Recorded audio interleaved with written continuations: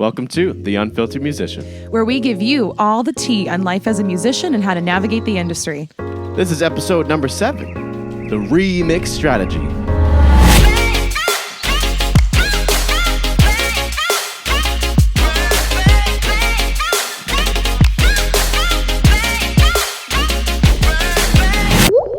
And welcome back to another episode of The Unfiltered Musician. We're your hosts, Vanessa Perret and Ryan Mancini. And today we'll be starting a new segment in which we're going to analyze what's currently trending in the industry and why it's so enticing. Thank you if you're joining us again, if you're a frequent listener, and if you're new, welcome. How you doing? We usually like to start with a weekly check-in, so Vanessa, start us off.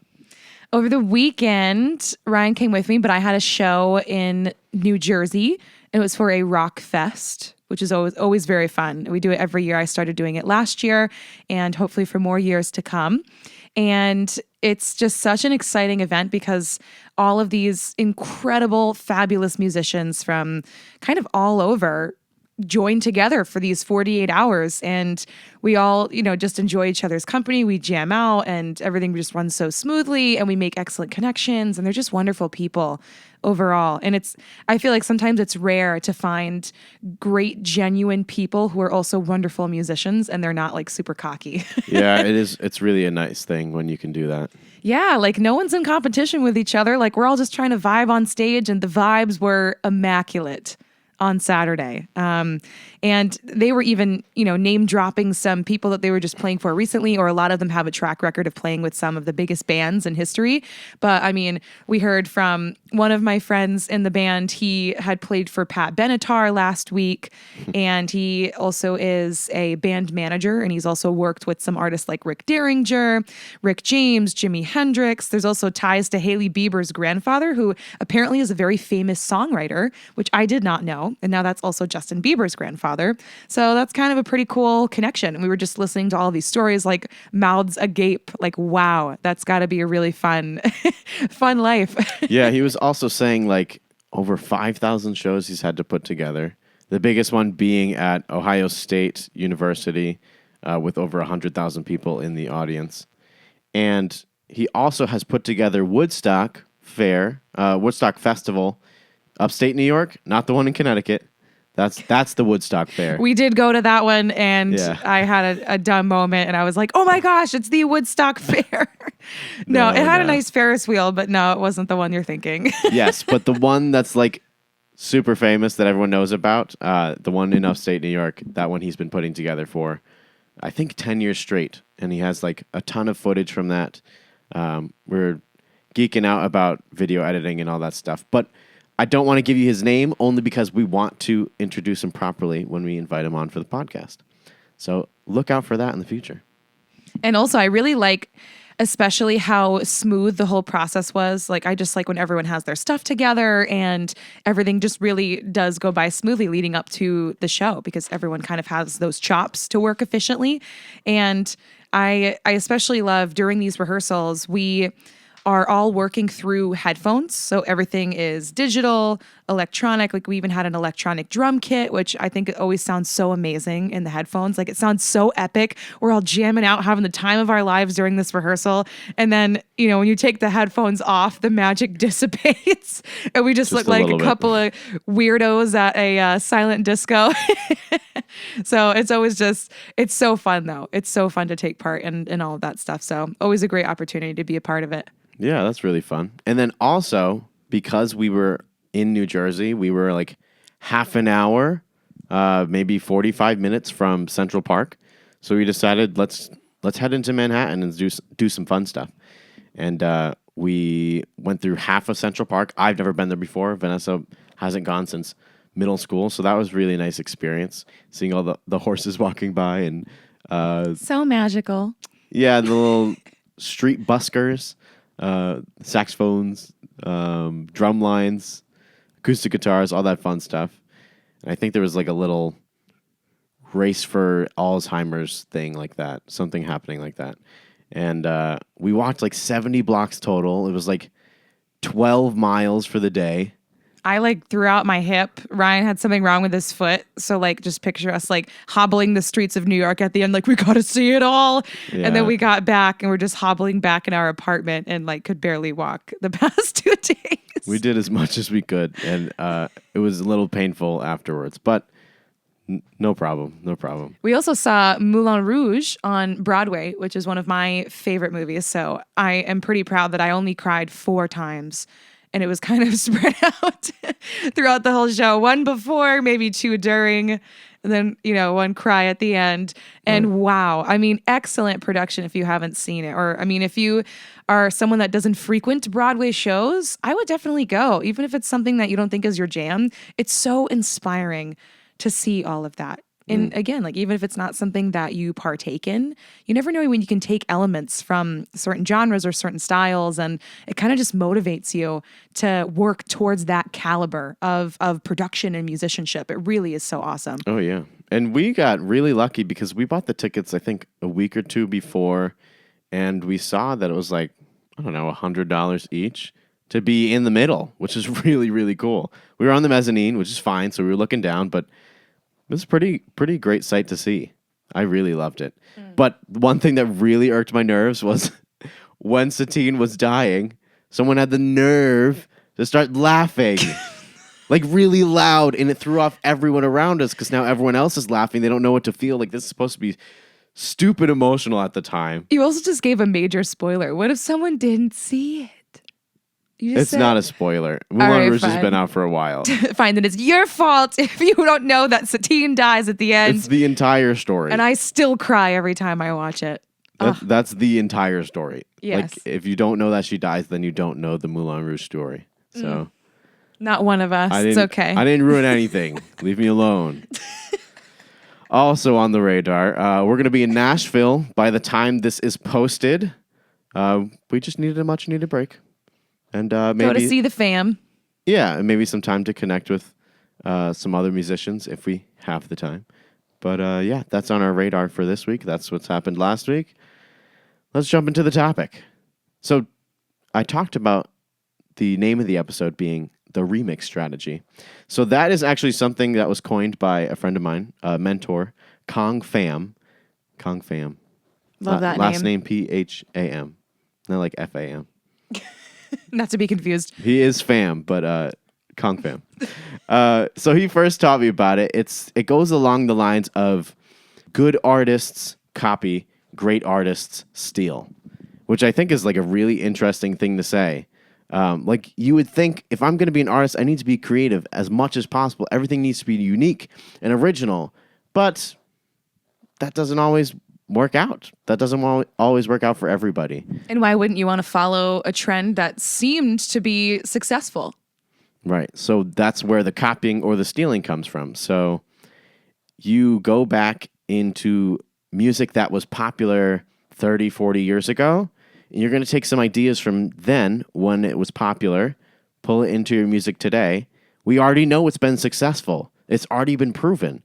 So if I add it into my music, it should come off a little easier with a new audience. And of course, like a contemporary flair or what's relevant to the times now. Like what are people listening to? What's enticing them to listen to it?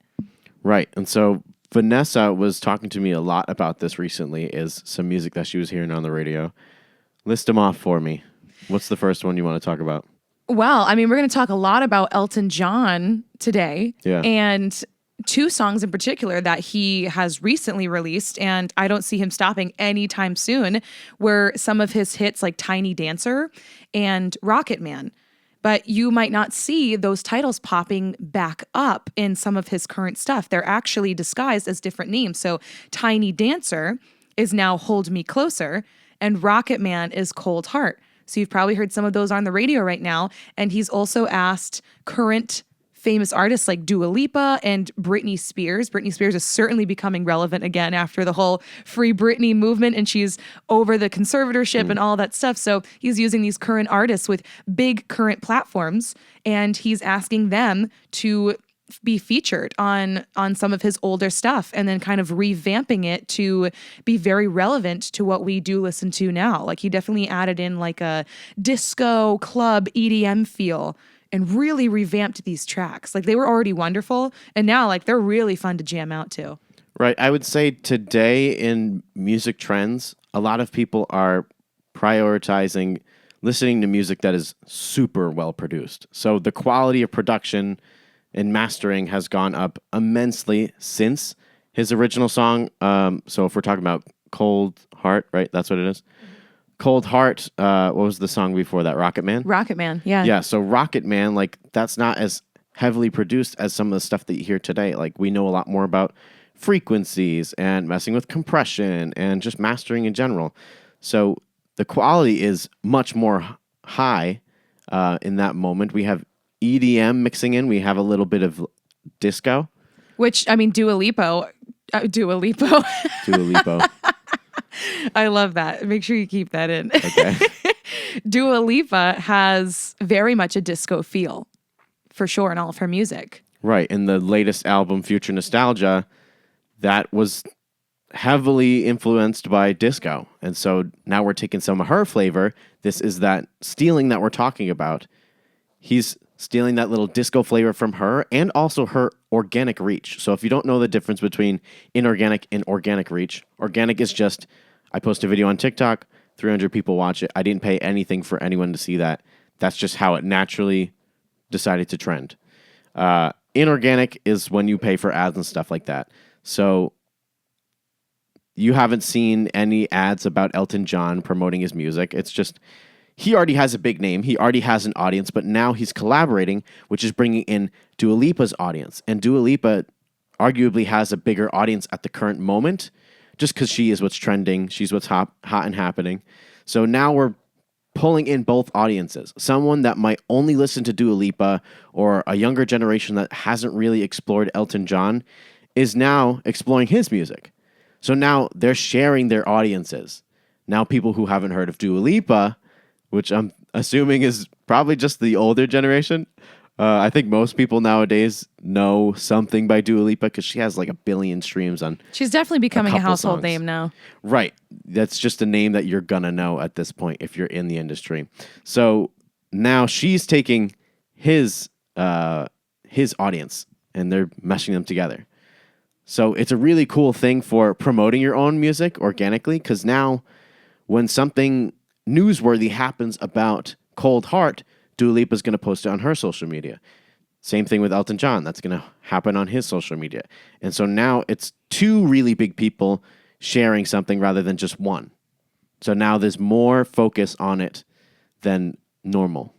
I mean, Elton John just already blows my mind. Already blew my mind before he even pulled out these stops because he's released 31 albums since like 1969. He's 75 years old. Right. 75. Like, let that sink in first.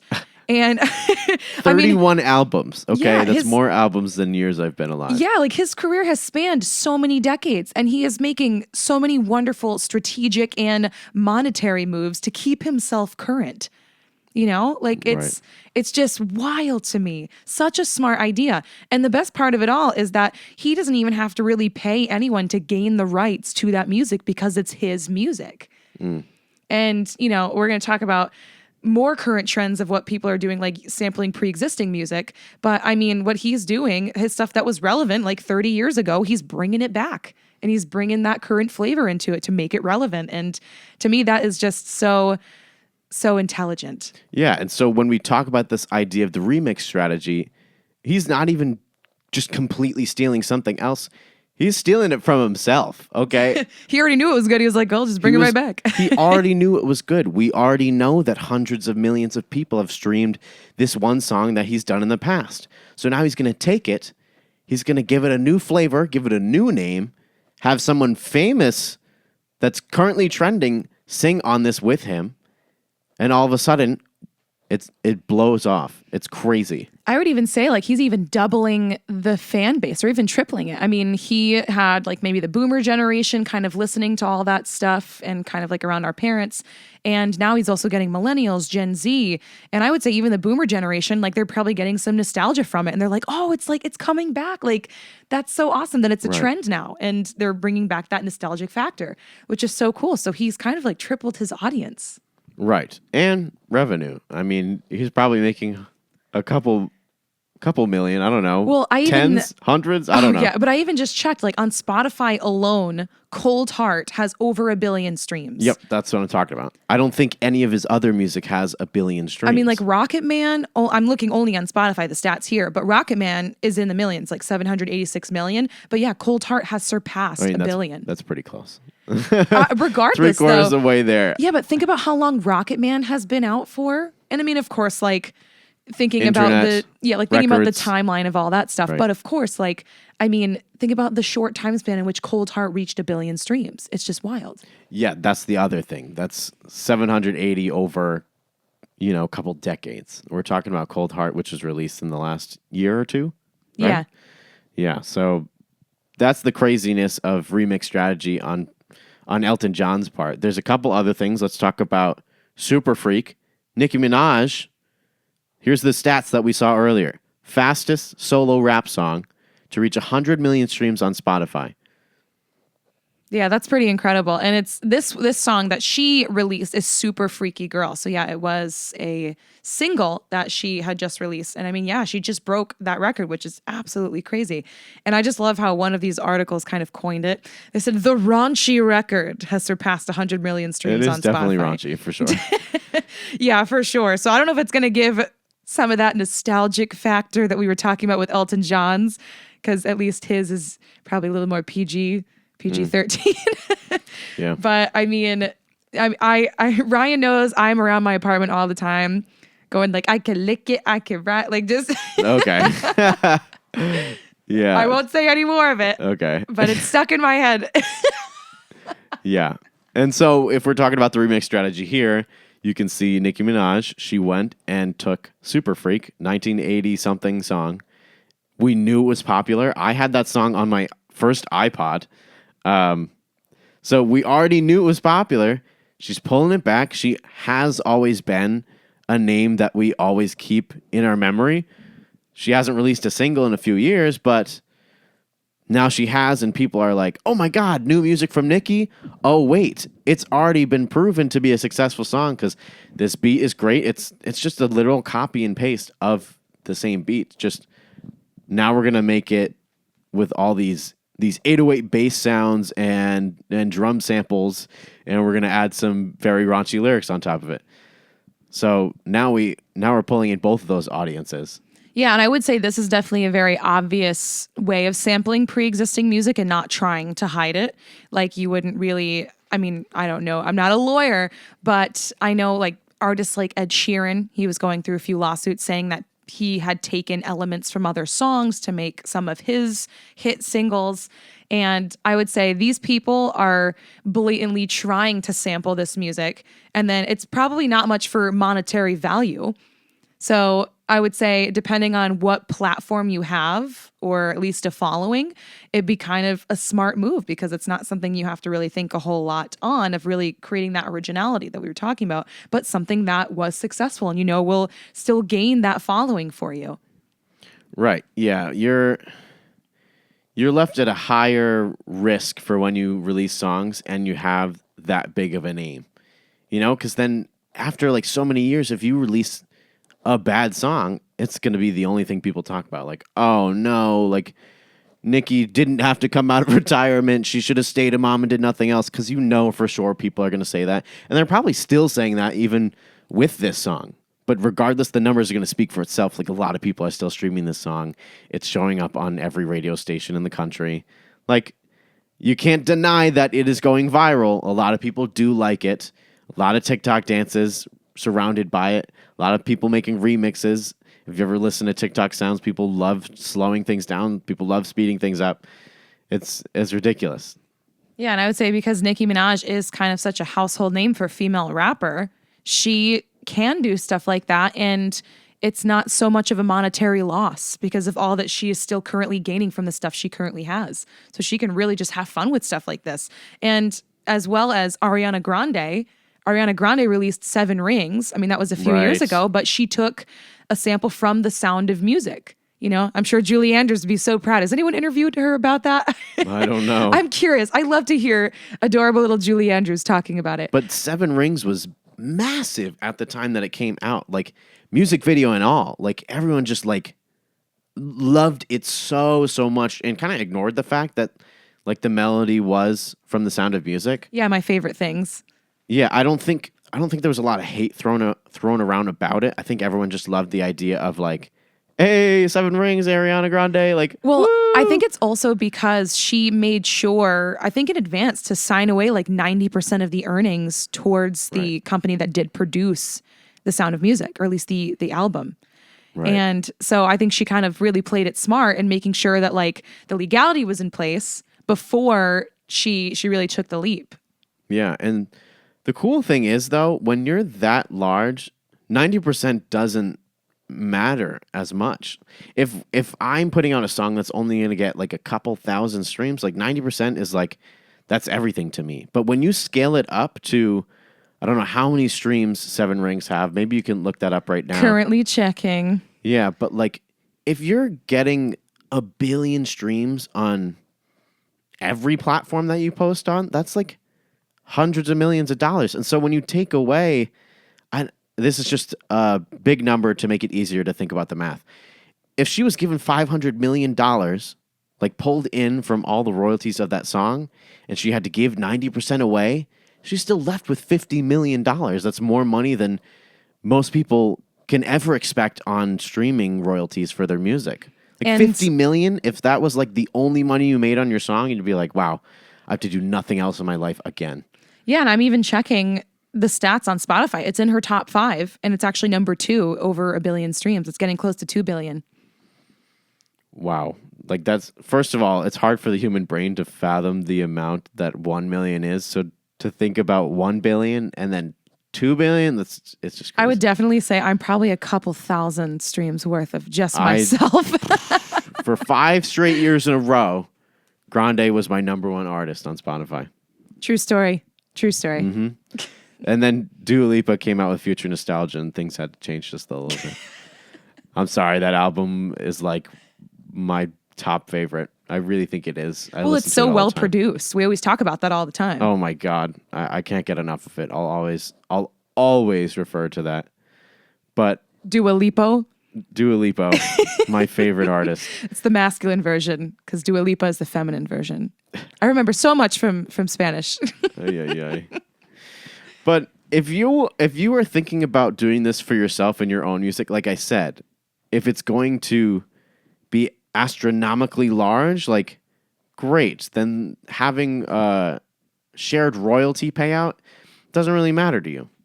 But like if you're just trying it out, maybe you're a DJ and you just want to make a remix, like you might get copyrighted and they're going to say, we're going to take everything from the song. And, you know, you're just going to have to suck it at that point. It sucks, but like it is other people's music. We know blatantly that it is stealing. And it becomes a problem when you try and say, no, it's just my song. I came up with everything. It's all original. When I say stealing, I don't mean that. I don't want you to think that's what I mean, like steal and be evil about it. Absolutely not.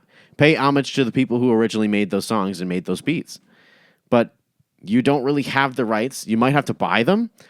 But if you're looking at songs that have been proven to be fantastic, they're going to come at a very high price. And the normal person can't pay for that.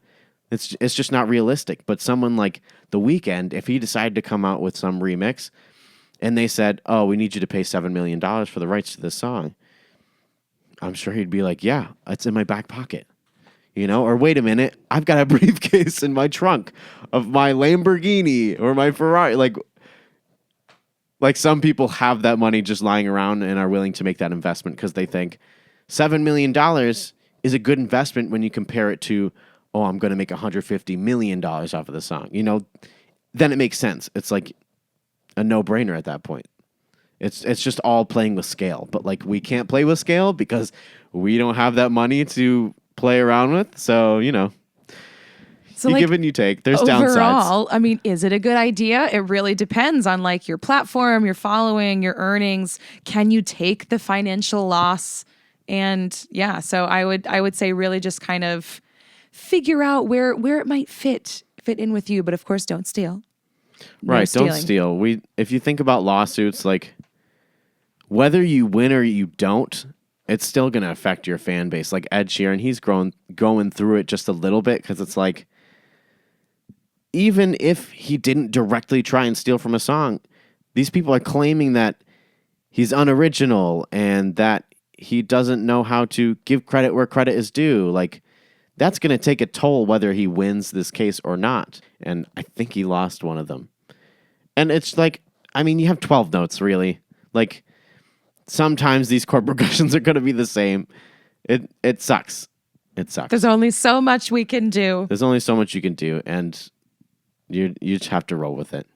But I'm excited to see like what else Elton John comes out with. Like, I am very much excited for this project that he's got going on. And like, who knows, maybe Ariana Grande is the next female artist that he uses for one of his samples. Yeah. Yeah. I think it'd be great. It's going to make him a lot of money. And that's going to bring us to the end of this episode. Thanks for tuning in to this episode of The Unfiltered Musician. If you liked this episode, give us a like, subscribe, and hit that notification bell to see our other musical content. Yes, and message us, of course, with suggestions about what you want to hear next at unfilteredmusician.podcast on Instagram or unfilteredmusician@gmail.com. We are here for you, and see you next Sunday. Bye. Peace.